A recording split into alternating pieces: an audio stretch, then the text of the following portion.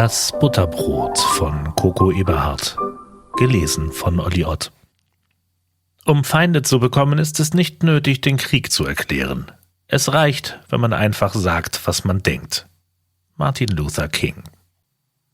Ich hatte ein gutes Leben, viel erlebt und etliche schöne Stunden genossen, ferne Länder bereist und so manche Nacht mit Freunden gefeiert. Mittlerweile war ich ein alter Mann. Zum Glück noch recht rüstig und mit meiner Frau, mit der ich dieses Leben teilen durfte, immer noch an meiner Seite. Unser Alltag war mittlerweile etwas ruhiger geworden. So manche Blessur war auch an uns hängen geblieben und nicht immer waren die Zeiten rosig gewesen. Wir hatten unseren Rhythmus gefunden, der gemächlich vor sich hin lief. Das arbeitsreiche Leben längst hinter uns gelassen. Es gab keinen Tag, den ich bereute. Auch jetzt nicht. Ich saß mit meiner Frau an dem kleinen Tisch im Esszimmer. Das Abendbrot hatte Edith liebevoll angerichtet. Es gab Wurst und Käse, Essiggurken, Mischbrot und Butter. Butter. Je älter ich wurde, desto mehr stiegen die Erinnerungen an meine Kindheit wieder vor meinen inneren Augen auf. Und während ich mir gerade die Butter auf meine Brotscheibe schmierte, sah ich die Bilder vor mir ablaufen, als ich das erste Butterbrot meines Lebens zu essen bekam. Ich möchte nicht behaupten, dass meine Kindheit schlecht war. Ich kannte es ja nicht anders. Es herrschte Krieg, schon seitdem ich denken konnte.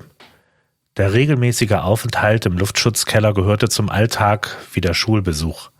Friedenszeiten kannte ich nur aus Erzählungen der Alten, die immer wieder wehmütig davon berichteten. Mein Vater war ein Fremder für mich. Nichts Ungewöhnliches zu dieser Zeit, waren doch die meisten Väter im Krieg oder gar schon gefallen.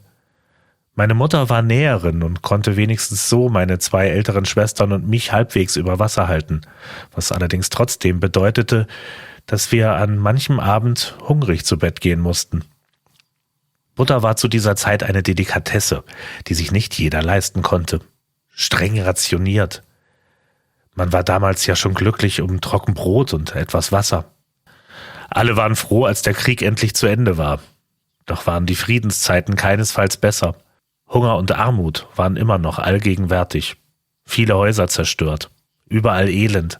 Und statt im Krieg war mein Vater nun in Gefangenschaft, was für mich keinen Unterschied machte, denn er war weiterhin nicht da. Hinzu kam noch, dass uns die Tschechen nicht mehr in ihrem Land haben wollten und wir mit wenigen Habseligkeiten im Gepäck unser bisheriges Leben hinter uns lassen mussten. Wir verbrachten Nächte in Lagern aus Strohmatten mit vielen anderen Menschen, wussten nicht, wo wir hinkommen würden, bis man uns endlich nach einer langen, unbequemen Zugfahrt ein Zimmer in einer Baracke zuwies, welches unser neues Zuhause sein sollte. Tür an Tür mit dem Feind. In diesem Fall war es ein russischer Major und dessen blutjunge, bildhübsche Gattin. Auch wenn man sich gegenseitig immer noch mit Vorsicht begegnete, so hatten sich die guten Nähkünste meiner Mutter bereits herumgesprochen. Und auch die Frau des Majors hatte bei ihr ein Kleid in Auftrag gegeben. Wählerisch mit der Kundschaft konnte Mutter nicht sein, sie musste immer noch alleine für uns 3 Kinder sorgen. »Ich habe Hunger«, jammerte ich, geplagt von einem knurrenden Magen. Mutter saß an dem kleinen Tisch in unserem spärlich eingerichteten Zimmer und nähte konzentriert mit Nadel und Faden an dem Kleid der Majorsfrau und ließ sich dabei nicht aus der Ruhe bringen. Kurz blickte sie auf.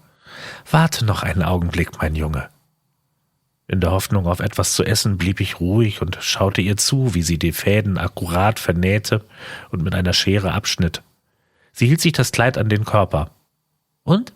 Wie findest du es?« wollte sie mit einem zufriedenen Lächeln von mir wissen. »Sehr schön.« Vorsichtig legte sie das Kleid wieder auf den Tisch und ging zum Kasten, wo sie meist das Brot aufbewahrte. Es war nicht viel, lediglich noch ein kleiner Renkel, von dem sie mir eine schmale Scheibe abschnitt. »Bitte geh doch geschwind zu der Frau Major und richte ihr aus, dass sie kommen soll, um das Kleid zu probieren«, meinte sie zu mir und drückte mir dabei die Brotscheibe in die Hand. Ich nickte eifrig und machte mich sofort auf zur Frau Major, die einen Stock höher auf der gegenüberliegenden Seite wohnte, die Scheibe Brot immer noch fest umklammert. Laut klopfte ich gegen die alte Holztüre, deren dunkelgrüner Lack bereits an manchen Stellen absplitterte. Schwungvoll öffnete mir der Herr Major in seiner Uniform, die er wohl nur zum Schlafen auszog. Ich wusste zwar nicht genau warum, aber er flößte mir stets ein wenig Angst ein. Ihre Frau soll zu meiner Mutter kommen und ihr Kleid probieren, stotterte ich etwas schüchtern zu dem großgewachsenen Mann, der jedoch nicht so recht zu verstehen schien, was ich von ihm wollte. Er winkte mich in seine Wohnung und schloss die Tür hinter mir. Mein Herz klopfte mit einem Male so laut wie eine frisch aufgezogene Standuhr, und ich konnte nicht einmal sagen, warum. Er führte mich in die Küche zu seiner Frau. »Sie sollen zu meiner Mutter kommen und ihr Kleid anprobieren«, meinte ich nun zu ihr persönlich und gestikulierte wild, um ihr mein Anliegen zu verdeutlichen. Mit russischen Worten antwortete sie etwas, das ich nicht verstand. Mir war es mit einem Mal recht unbehaglich zumute, weil ich nicht wusste, was sie von mir wollte.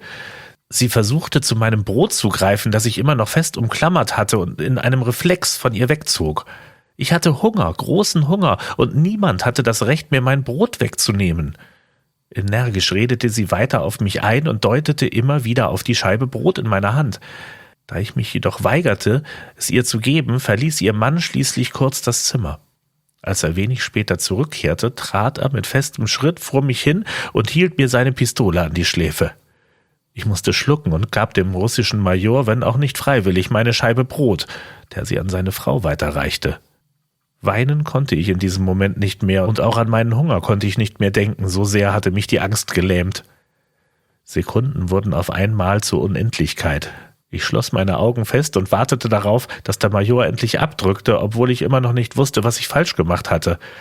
Doch wenn ich etwas in meinem jungen Leben gelernt hatte, dann war es die Gewissheit, dass der Tod nicht immer einen Grund oder einen Sinn haben musste. Immer noch hörte ich das russische Majorsehepaar reden, doch ich verstand weiterhin kein Wort. Ich zuckte kurz zusammen, als mich die Frau an der Schulter berührte.